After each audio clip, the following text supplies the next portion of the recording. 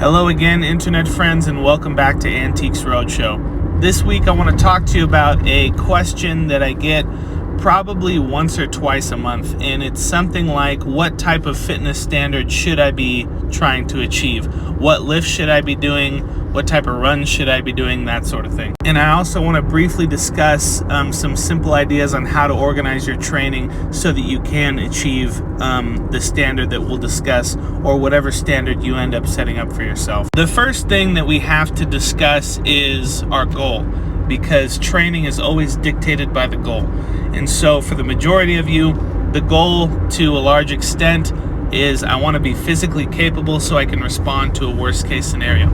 The trouble with that is that it's such a broad, vague goal that it can be really difficult to decide, okay, well, how exactly do I train to get ready for that, when your worst case scenario might be a fist fight in an alley. Somebody else's worst case scenario might look like having to, I don't know, pick up a fridge that's fallen on top of somebody. Somebody else's worst case scenario might be having to carry a family member out of a burning house, survive a gunfight, who knows? And the reason I think it's important to acknowledge how broad our goal is so that we can acknowledge that there's not necessarily one perfect way to train. You can probably do a lot of different things, and as long as you're getting stronger and in better shape and you're increasing your endurance, you're on the right path.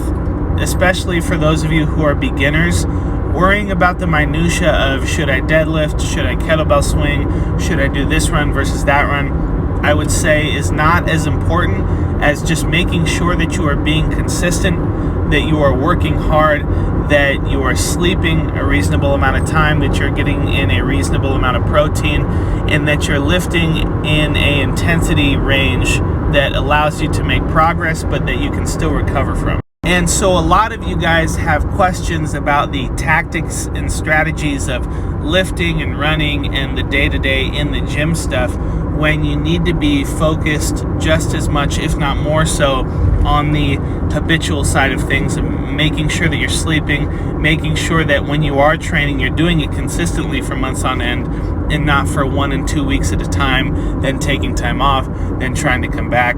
Because ultimately, if you're not doing those things like recovering, being consistent, working hard but in a manageable intensity range, then it doesn't really matter what you do in the gym, because you're not going to see any real progress anyway. And so I want to share with you the two kind of standards that I compare people to when they first come to work with me and they want to get in better shape and we're just starting out. And I won't get into really the details of why, just because that would be its own video that might take 10 or 15 minutes. But suffice it to say that I like these standards, I like these movements. I've found them to be very effective for the average person. And more importantly, I've found them to be a very effective starting point for the average person, which is important to note, that the fitness standards I'm going to be talking about are a starting point. And you can pursue them as far as you want, all the way to an elite athlete level, or you can use them to kind of just get a bare minimum base of fitness and then use that to move on to other things, whether it's martial arts or Olympic weightlifting or whatever. So the first standard when somebody comes to me is, can they move through a squat pattern? Can they do a bodyweight squat with a full range of motion, preferably with the hips below the knees? Depending on the person, it might just be the hips to about parallel with the knees. If they're older and struggle with their mobility, that's an acceptable standard to me, 2 parallel in the squat. Can they hip hinge, meaning can they bend over and pick something up, utilizing all the muscles in their lower back? Can they do some type of upper body pressing and pulling resistance movement? And can they run? And so I will go through that checklist with them, and we'll see what feels good, what doesn't feel good. Are there certain movements that you can do very proficiently and that we're okay to go ahead and add repetition and load to? Are there other movements that you're struggling with? Maybe you had an injury, maybe you can't quite figure out the form on something, so we need to take a little more time working on those things. And so that's kind of the first step of individualization that I take, is, can you go through these movements, squat pattern, hip hinge, press, and upper body pull, and can you run? And that's where people's training initially starts to diverge, because some people, all these movement patterns are very easy and they're fine with them, and we can kind of move right in to loading these movement patterns and pushing the volume with these and really starting to aim for some real progress. And for some people, we have to take the time to make sure they can safely and without pain move through these movement patterns. A very common one I see is that people can squat, bench, deadlift, but they're not comfortable running. The knees start to hurt, the ankles start to hurt, whatever. And so we address that and we start to deal with that on an individual basis so that they can start to run. Another common one is people are very comfortable with the bench press and the deadlift, but they're not so comfortable with the squat because the mobility of the movement is a little bit more challenging. They're not sure how to organize their bodies, and so we take a little bit more time with the squat. We go a little bit lighter.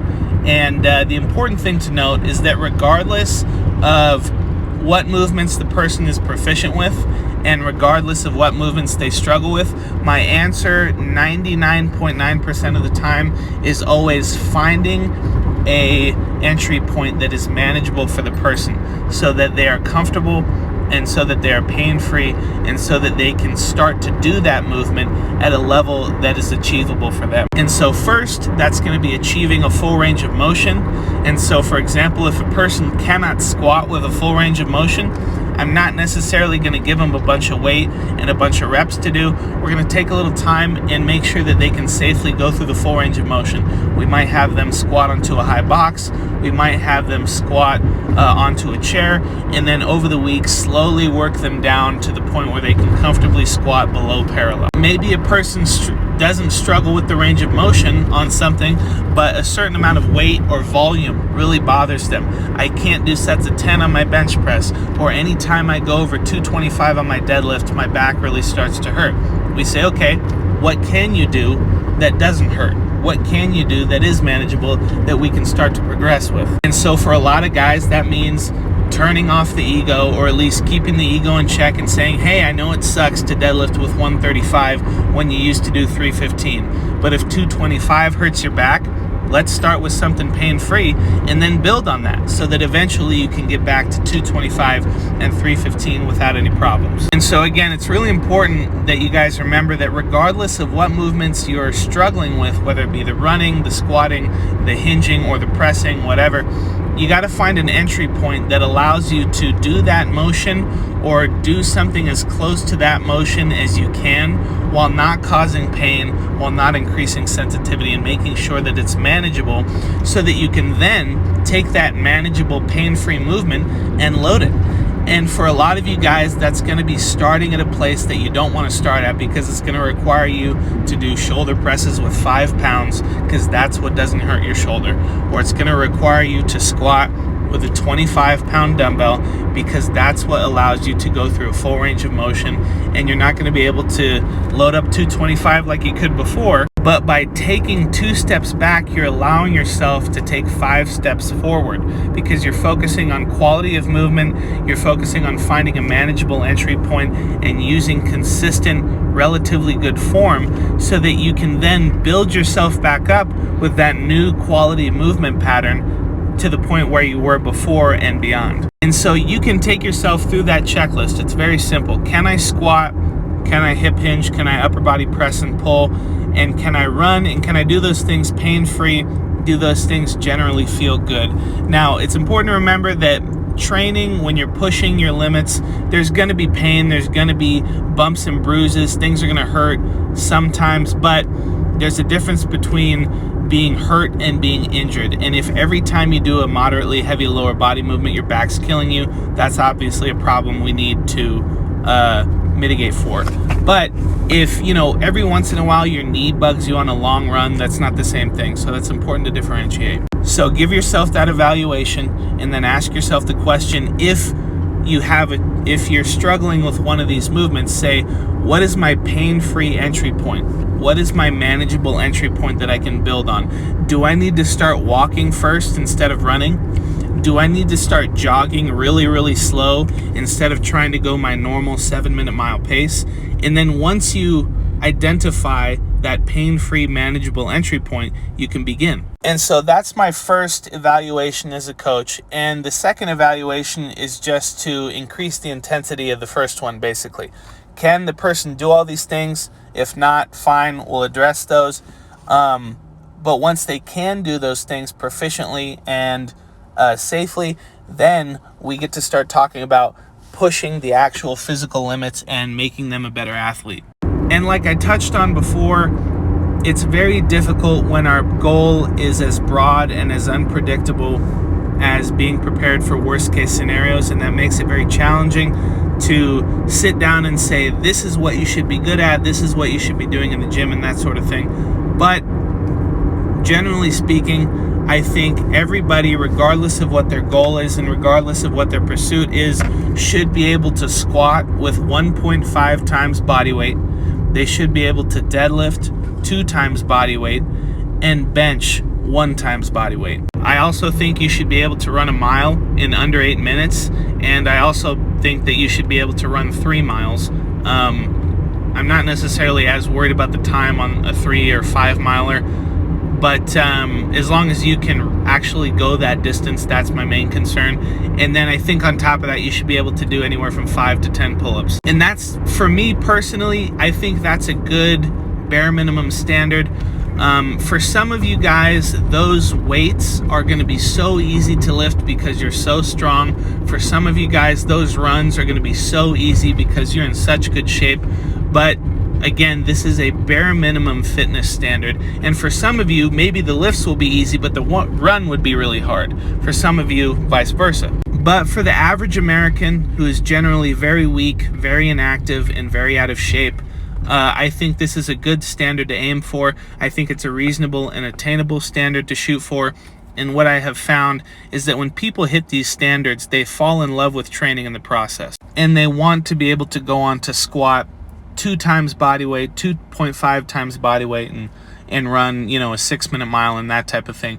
But even if you're not that interested in physical training, I think having that bare minimum strength and conditioning ability is very important, not just to your general health, but obviously to your ability to respond to these kinds of scenarios.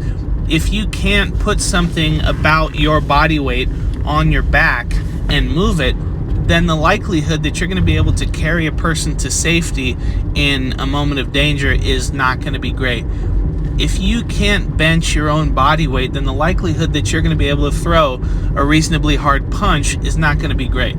If you can't deadlift a little bit over your body weight or 2 times your body weight, the likelihood that you're going to be able to move something that needs to be moved is, not going to be good. And even if you are some big strong guy, if you can't run a mile or 3 miles or something in between there without going into cardiac arrest, you're not really that useful in a real life situation. So I think at this point, I'm going to save how to organize and structure your training until the next video. That way I don't try and rush through it in 2 or 3 minutes.